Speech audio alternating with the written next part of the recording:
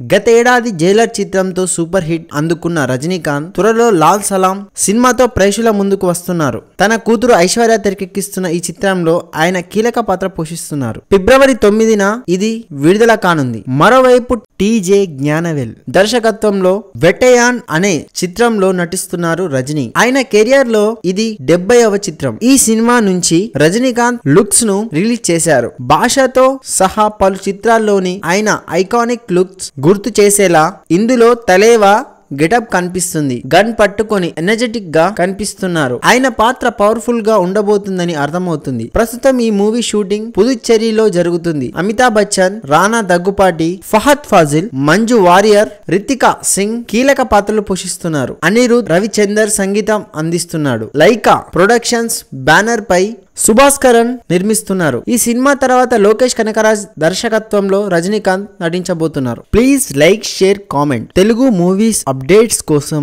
ఇప్పుడే ఈ ఛానల్ ని సబ్స్క్రైబ్ చేసుకోండి.